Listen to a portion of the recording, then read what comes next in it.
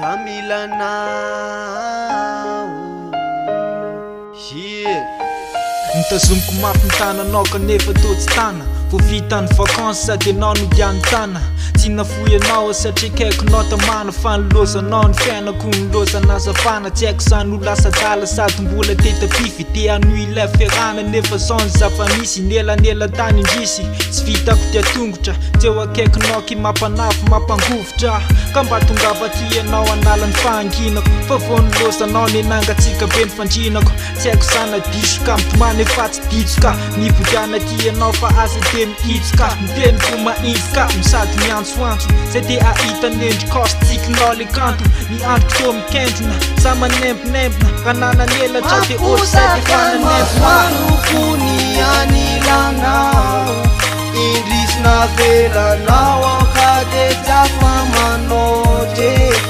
Miverena ty mofasane milanao Ipapitantana miku ikalufiti Katungavati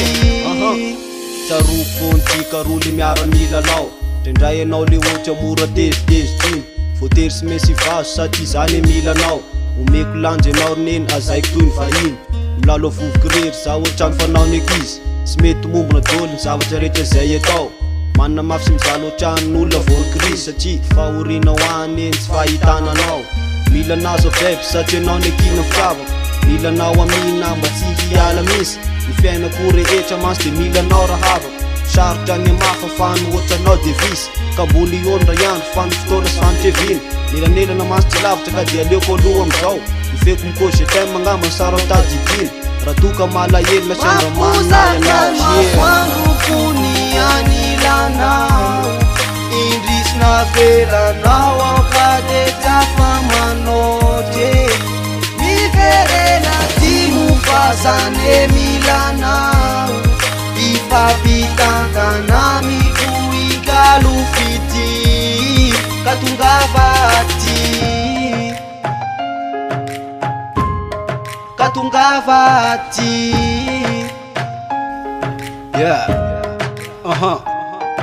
Defianao nandefy mandroko fa tongavanao de tsy andro Fisinao akaiko mampiposaka ny masoandro Raha vao mahitanao a tonga de atoraka Ka tongavaty raha mbola misy fomandoraka Masoandrokony anilanao Indrisina velanao Ka de jafamanotry Miverena ty mofasane milanao Ipapitantana miku ikalufiti Katungavati Katungavati